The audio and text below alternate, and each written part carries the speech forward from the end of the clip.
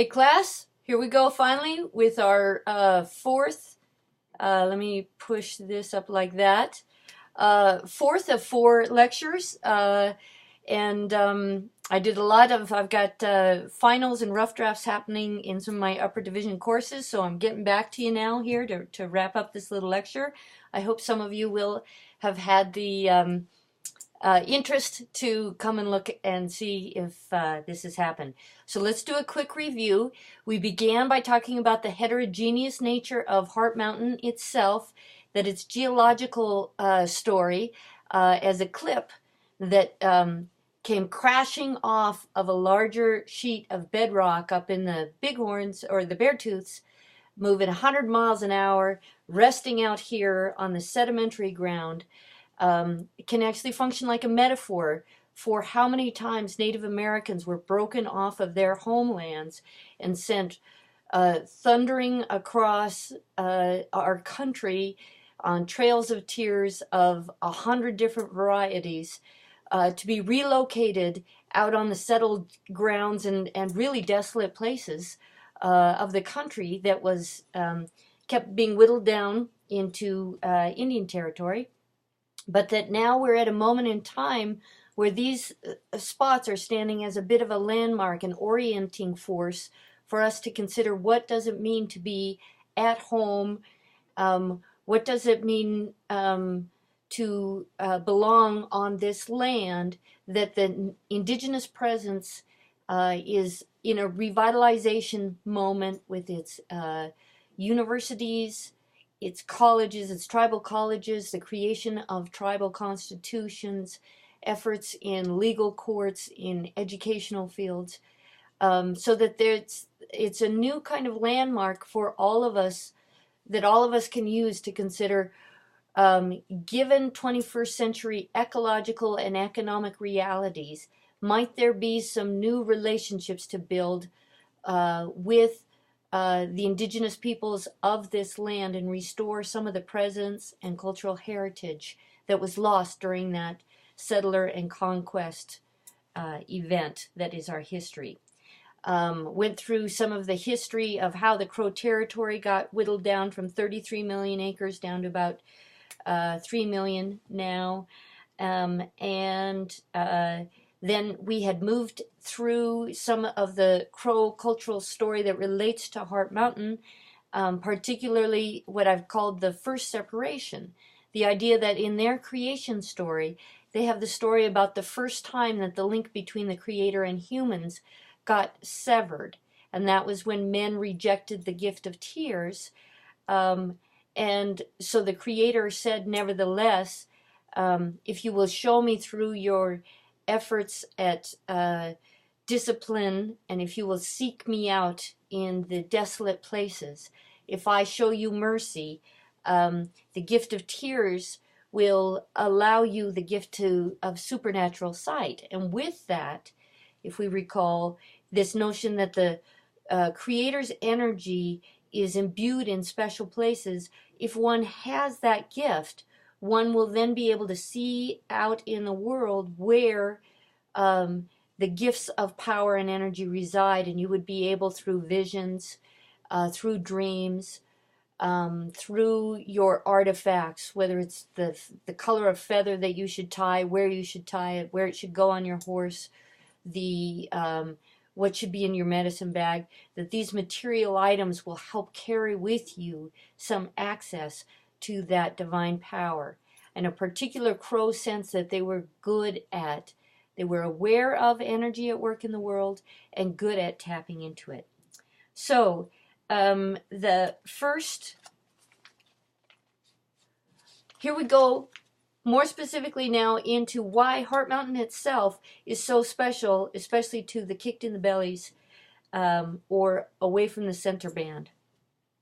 One man who received great power from Heart Mountain was Foretop.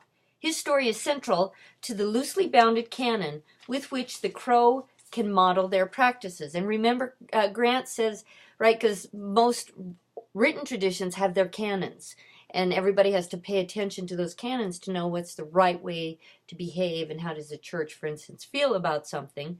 In this case, their canon comes through the stories of these people who accessed the divine creator's power. So Foretop is one of those people.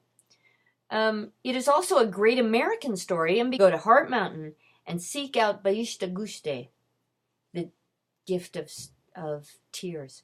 He did, and he received great powers from the mountain, including instruction on how to wear his hair in the high pompadour style of a foretop. And all the people called him Foretop. He was a great chief who established many victories and feats of strength. So the people called the mountain Foretop's father, because clearly the mountain had adopted the orphan. So the first separation was caused by men's rejection of the tears. And Foretop is an example of one of those people who overcomes that separation. And the way they label the mountain is quite different from like Carter Mountain or Hayden in Yellowstone or Hayden Valley, or so often with settler culture, they named it mountains after themselves. And in this case, the name of the mountain says the mountain and the power in the mountain was in a relationship with the human, and the mountain adopted the human. It's kind of a nice difference. All right, first separation was caused by men's rejection of tears. However, two more ruptures have occurred. The second is here we go through what happens with the second separation. We have, in approximately 1550, the mountain crow arrive in the area. 100 years later, around 1650, the river crow arrive in the area. Around 1700, French trappers misname the crow. So if you can imagine living your life on the American landscape with a name that was a misname that somebody else gave you. For the crow, their name for themselves meant the big beaked bird. The French thought that they were signing for the bird, the crow. It gave them the crow name. That's what they have been stuck with. Part of revitalization, though, you'll see more and more often that the name Apsalica is going to be used on road signs and in cultural presentations, things like that. Between 1620 and 1860, the crow occupied northern Wyoming and southern Montana, so all of the Bighorn Basin, moving into Yellowstone, moving south towards the Wind Rivers. They would have both friendships and fighting with the Shoshone regarding where territories began and ended. The Blackfeet came down a lot, fighting with the Blackfeet over this area to maintain control here. The Crow were relatively small in numbers compared to these other tribes, and considered fierce in battle. Their ability to have retained such a large area as evidence of how fierce they were. But here's the kind of thing that's hard to fight. How smallpox hit the Crow. As part of this, what I'm reading to you, I'm describing as the second rupture, that in 1782, the Crow suffered from smallpox, went from 20,000 down to 10,000 people, right? So that first round of smallpox cuts the people in half. I want you to just sit and think what it would mean for half of your people to die in a wave of illness. Then, 1880, another 30 years later, that 10,000 gets reduced down to 5,000, gets cut in half again due to smallpox.